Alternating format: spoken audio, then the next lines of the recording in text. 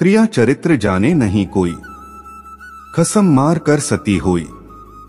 श्री कृष्ण कहते हैं, त्रिया चरित्र की सच्ची कहानी समझ लिया तो कभी धोखा नहीं खाओगे। जय श्री राम। हर हर महादेव। महादेव अपनी कृपा दृष्टि आप लोगों पर बनाए रखे। यह कहावत कोई ऐसे ही नहीं बनी है, इसके पीछे एक लंबी कहानी है। इस कहावत का अर्थ है कि स्त्री का चरित्र एक अबूझ पहेली है, उसे कोई नहीं जान सकता है। वह जलेबी की तरह जटिल व्यक्तित्व की स्वामिनी है, जो उल्टा होते हुए भी सती सावित्री दिखने का प्रयास करती है। वह अपने पति को मारकर सती होने का स्वांग रच लेती है। पर ऐसा चरित्र समस्त स्त्रियों का हो यह जरूरी नहीं है। कुछ स्त्रियां ही ऐसे चरित्र की मालकिन होती हैं, समस्त नहीं। आओ आज एक कहानी सुनाते हैं कि यह कहावत कैसे बनी। पंपापुर नामक एक राज्य था, जहां पर विलासराय नामक राजा राज्य करता था। राजा का जैसा नाम वैसे ही उसके गुण थे, अर्थात वह एक विलासी राजा था। पूरे राज्य में स्वच्छता का बोलबाला था। न केवल पुरुषों अपितु स्त्रियों का भी हद दर्जे तक चारित्रिक पतन हो गया था। विवाहेतर संबंध कायम करना एक आम बात थी। उस राज्य में सुधर्मा नामक एक लकड़हारा रहता था। उसकी पत्नी का नाम सुलक्षणा था। सुधर्मा सुबह सुबह लकड़ी काटने वन में चला जाया करता था और देर शाम तक वापस लौटता था। दिन भर घर में सुलक्षणा अकेली रहती थी और बोर होती थी। सुलक्षणा अति सुंदर स्त्री थी और आत्ममुग्धा नायिका की तरह अपने रूप यौवन को आईने में देख देख कर हर्षित होती रहती थी। शाम को सुधर्मा थका हारा आता था और खाना खाकर जल्दी ही सो जाया करता था। सुलक्षणा घर का काम निपटाकर और सज संवर कर जब तक सेज पर आती थी तब तक सुधर्मा खर्राटों की दुनिया में सैर करने चला जाता था। बेचारी सुलक्षणा मन मसोस कर सेज पर तड़पती रह जाती थी। उसका अतृप्त यौवन खून के आंसू रोने लगता था। घर गृहस्थी का सारा सामान सुलक्षणा ही लाती थी। एक दिन सेठ कहीं गया हुआ था और उसकी दुकान पर उसका नौजवान पुत्र चिंतामणि बैठा था। वह सुंदर तथा बलिष्ठ था। सुलक्षणा उसकी जवानी पर फिदा हो गई। सेठ के बेटे चिंतामणि ने भी सुलक्षणा जैसी सुंदर और सुडौल स्त्री पहली बार देखी थी, इसलिए वह भी सुलक्षणा की ओर आकर्षित हो गया। दो जवां प्यासे दिल मिल गए तो अब बदन मिलना भी आवश्यक हो गया था। चिंतामणि ने एक मिलन स्थल भी खोज लिया था। सुलक्षणा रोजाना सुधर्मा के सो जाने पर चिंतामणि से मिलने जाने लगी और वह सुबह होने से पहले वापस आ जाती थी। सुलक्षणा और चिंतामणि की रंगरेलियां बेरोक-टोक चलने लगी। एक दिन सुधर्मा जंगल में लकड़ी काटने गया तो उसने देखा कि एक साधु बेहोश पड़ा है। सुधर्मा ने उस साधु पर ठंडे जल के कुछ छींटे मारे तो साधु ने आंखें खोल दी। सुधर्मा ने साधु को बैठाया और ठंडा जल पिलाया तो उसमें कुछ जान आई। थोड़ी देर बाद उस साधु को खाना भी खिलाया तो उसके बदन में थोड़ी ताजगी आ गई और वह चहलकदमी करने लग गया। सुधर्मा ने उस साधु से आग्रह किया कि कुछ दिन वह उसका अतिथि स्वीकार करे। सुधर्मा के आग्रह को साधु महाराज टाल नहीं सके और शाम को वे साधु महाराज सुधर्मा के साथ उसके घर आ गए। साधु को देखकर सुलक्षणा के तन बदन में आग लग गई। उसे लगा कि अब उसकी चोरी पकड़ी जा सकती है, इसलिए वह साधु को घर में नहीं रखने की जिद पर अड़ गई। सुधर्मा ने उसके सामने समर्पण करते हुए कह दिया कि साधु महाराज बस 1-2 दिन ही रहेंगे। इस पर सुलक्षणा राजी हो गई। रात में सबने खाना खाया और साधु के लिए आंगन में चारपाई बिछा दी।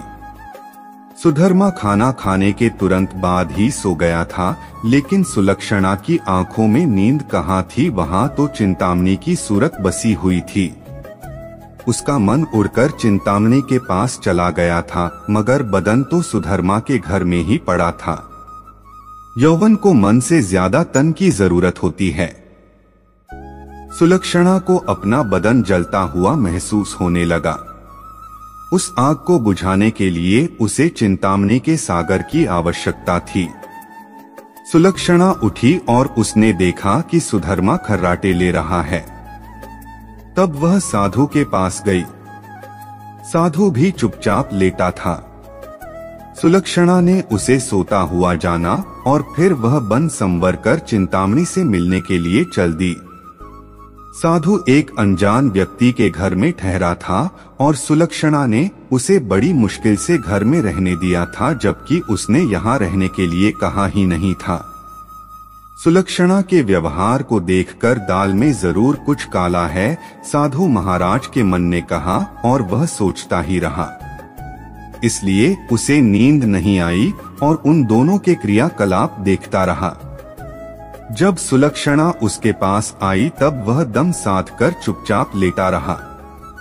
उसने सुलक्षणा को बन संवर कर कहीं पर जाते हुए देख लिया था, मगर वह चुपचाप पड़ा रहा। उसने यह भी देख लिया था कि भोर होने से पहले ही सुलक्षणा वापस आ गई थी। उसे अब सारा माजरा समझ में आ गया था। दूसरे दिन सुधर्मा जब जंगल से लौटा तो साधु ने उसे अपनी पत्नी से सावधान रहने को कहा और यह भी कहा कि उसकी पत्नी किसी से मिलने रात को कहीं जाती है। इस पर सुधर्मा को सुलक्षणा पर बहुत गुस्सा आया और उसने सुलक्षणा को मारा पीटा भी बहुत। उसने सुलक्षणा को एक खंभे से बांध दिया और सो गया। सुधर्मा के मकान के पड़ोस में हरिराम नाई रहता था, जिसकी पत्नी का नाम सुशीला था। सुलक्षणा की तरह सुशीला भी एक चरित्रहीन स्त्री थी। उसका भी एक यार था। चूंकि दोनों एक ही नाव पर सवार थीं, इसलिए दोनों घनिष्ठ सहेली बन गई थीं। दोनों सहेलियां एक दूसरे के संदेश लाने ले जाने का काम भी करती थीं, इसलिए दोनों स्त्रियां एक दूसरे के प्रेमियों से भली भांति परिचित थीं। उस रात जब काफी देर तक सुलक्षणा नहीं आई तो चिंतामणि को चिंता होने लगी। वह भागा भागा सुशीला के पास आया और सुलक्षणा को बुला लाने के लिए सुशीला से कहने लगा। सुशीला सुलक्षणा के घर गई तो उसे खंभे से बंधा पाया। तब सुलक्षणा ने सारी कहानी बता दी। सुशीला ने चिंतामणि का संदेश सुलक्षणा को दिया तो सुलक्षणा ने अपने बंधे होने की मजबूरी बता दी। इस पर सुशीला ने कहा, ऐसा कर, मैं तेरे बंधन खोल देती हूँ, तू चिंतामणि से मिल आव, तब तक मैं यहाँ बंधी रहूंगी। सुशीला के इस प्रस्ताव पर सुलक्षणा की शरीर में जैसे जान आ गई और वह अपनी जगह सुशीला को बांधकर चिंतामणि से मिलने चली गई। साधु महाराज यह सब कुछ नजारा देख सुन रहे थे, मगर वह चुपचाप खाट पे लेटे रहे। रात में जब सुधर्मा की नींद खुली तो उसे सुलक्षणा पर थोड़ी दया आई और उसने सोचा कि उसने कुछ ज्यादा ही कठोर रूप धर लिया है, अब सुलक्षणा को खोल देना चाहिए। लेकिन उसके मन ने कहा, अगर वह फिर से अपने प्रेमी से मिलने चली गई तो अब इस सवाल का कोई जवाब नहीं था उसके पास। उसने सोचा कि इस बार यदि सुलक्षणा वचन दे दे कि वह अपने प्रेमी से मिलने नहीं जाएगी, तब वह उसे खोल सकता है। सुधर्मा ने जोर से आवाज लगाई, कलंकनी, अगर तू मुझे यह वचन दे कि तू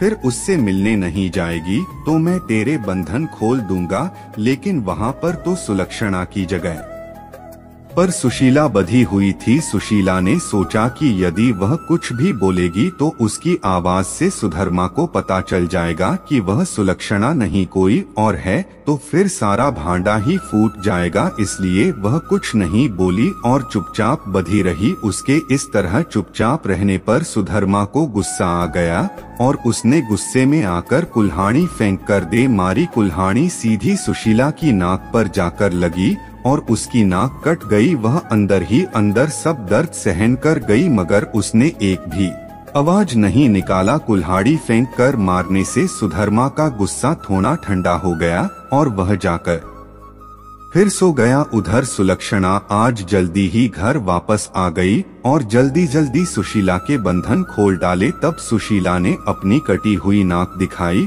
और सारा वाकया सुना डाला। सुलक्षणा यह देखकर और सुनकर कांप उठी, मगर अब क्या हो सकता है। सुशीला अपने घर को चली गई और सुलक्षणा फिर से इस खंभे से बंधी खड़ी हो गई। साधु बाबा चारपाई पर पड़े पड़े यह सारा त्रिया चरित्र देख रहे थे। थोड़ी देर बाद जब सुधर्मा की नींद खुली तो उसने अपनी पत्नी सुलक्षणा से फिर कहा, देख तू अब भी मुझसे सच सच कह दे और मुझे यह वचन दे दे कि तू फिर कभी उससे मिलने नहीं जाएगी तो ठीक रहेगा, नहीं तो जिस प्रकार मैं तेरी नाक काटी है अब तेरे दोनों कान भी काट लूंगा। फिर तू कनकटी और बहरा हो जाएगी, तब तेरा घर से निकलना ही मुश्किल हो जाएगा। इस शब्दों को सुनकर सुलक्षणा के पण्यंत्र दिमाग में एक युक्ति सूझी। उसे पता था कि नाक उसकी नहीं उसकी सहेली सुशीला की कटी है और इस बात का पता सुधर्मा को नहीं है, अतः इस ना समझी का फायदा उठाना चाहिए। तब उसने तिरिया चरित्र दिखाते हुए नाटक करना शुरू कर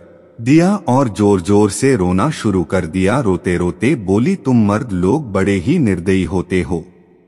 अपनी पत्नी पर झूठा इल्जाम लगाकर उसकी नाक काट देते हो। मैं कोई उल्टा स्त्री नहीं हूँ जैसा कि तुमने मुझ पर आरोप लगाया था। मैं एक पतिव्रता स्त्री हूँ और मैं आज तुम्हें यह सिद्ध करके दिखा दूंगी कि मैं कितनी सती नेक और पतिव्रता हूँ। ऐसा कहकर उसने आसमान की ओर देखा और भगवान को संबोधित करते हुए बोली, हे प्रभु, हे माता गौरी, है समस्त देवी देवताओं और दसों दिशाओं, आप सभी मेरी बात ध्यान से सुनो और मेरे साथ न्याय करो। मैं यदि तन मन और वचन से एक पतिव्रता और सती स्त्री हूँ तो मेरे पति ने मुझ पर बदचलन होने का आरोप लगाकर जो मेरी नाक काटी है वह नाक फिर से जुन जाए और एक पतिव्रता स्त्री क्या होती है यह पूरे जग को पता चल जाए और वह ओम नमः भगवते वासुदेवाय नमः का जाप करने लगी। सुधर्मा यह सब देख और सुन रहा था। अभी 3-4 बार ही मंत्र का जाप हुआ था कि सुलक्षणा चीख पड़ी, मेरी नाक जुड़ गई, मेरी नाक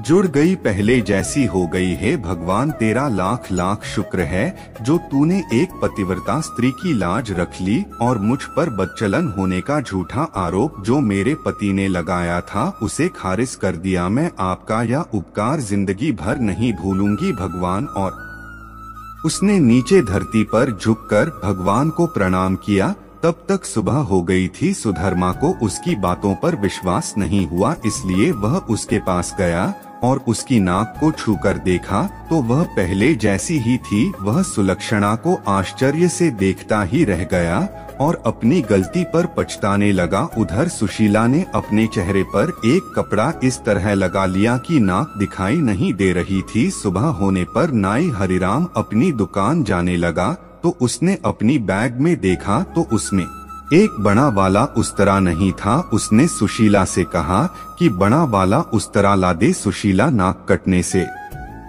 चिड़ी हुई थी तो उसने हरिराम की तरफ एक चाकू फेंक दिया और कहा, ले यह ले तेरा बड़ा वाला उस्तरा। बने वाले उस्तरा की जगह चाकू देखकर हरिराम का पारा 7वें आसमान पर चढ़ गया। उसने अपनी पेटी खोली और एक छोटा उस्तरा निकाला और उसे सुशीला की ओर फेंक कर मारा। सुशीला की चाल कामयाब हो गई, वह यही तो चाहती थी। उसने उस उस्तरा को हाथ में पकड़ा और जोर जोर से चिल्लाने लगी, अरे मेरी नाक काट दी, हाय मेरी नाक काट दी। उसकी आवाज सुनकर अनोसी पड़ोसी आ गए और वहाँ भीड़ लग गई। लोगों ने देखा कि सुशीला की नाक कटी हुई है और उसके हाथ में एक छोटा उस्तरा है। सुशीला कहे जा रही थी कि उसके पति ने उसे बदचलन कहकर बेवजही उसकी नाक इस उस्तरा से काट दी है। लोगों ने सुशीला की बात सही मान ली और हरिराम नाई की खूब धुनाई कर दी। इतनी देर में राजा के सिपाही आ गए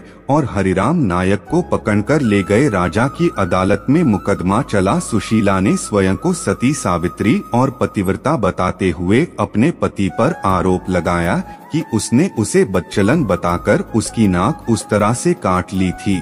उस तरह भी था और सुशीला की नाक भी कटी हुई थी एक पत्नी अपने पति पर मिथ्या आरोप क्यों लगाएगी। अतः राजा ने हरिराम नाई को दोषी मानते हुए उसे मृत्यु दंड सुना दिया। इस मृत्यु दंड की चर्चा पूरे राज्य में फैल गई। सुधर्मा के घर में ठहरे हुए साधु महाराज ने भी जब हरिराम नाई को मृत्यु दंड की बात सुनी तब वह विचलित हो गए। उन्हें दोनों स्त्रियों के तिर्या चरित्र का संपूर्ण ज्ञान था, जिसकी चपेट में एक निर्दोष व्यक्ति हरिराम नाई आ गया था और अपनी जान से हाथ धो रहा था। तब वह राजा के पास गए और संपूर्ण घटनाक्रम राजा को का सुनाया। राजा ने सुधर्मा और सुलक्षणा को दरबार में बुलाया और गुस्से से पूछा और कहा, सारी बातें हमें सच सच बताओ। तब सुलक्षणा और सुशील ने सारी बातें सच सच बता दी और अपने स्वांग को भी बता दिया। अब मामला पूरी तरह से साफ हो चुका था। दोनों स्त्रियां का अपराध सामने आ गया था और हरिराम नाई निर्दोष सिद्ध हो गया था। इस षड्यंत्र के लिए दोनों स्त्रियों को भीषण दंड दिया जाना चाहिए था, लेकिन स्त्री, बालक और साधु को मृत्यु दंड नहीं दिया जा सकता है। इस शास्त्रीय विधान के अनुसार दोनों स्त्रियों के नाक कान काटकर उन्हें छोड़ दिया गया। इस पूरे वृत्तांत को देखकर साधु महाराज बोल पड़े, तिर्या चरित्र जाने नहीं कोई खसम मारकर सती हुई। तो मित्रों, वीडियो अगर आपको अच्छी लगी हो तो मित्रों चैनल को सब्सक्राइब जरूर करें और कमेंट बॉक्स में लिखें जय श्री कृष्णा, राधे राधे।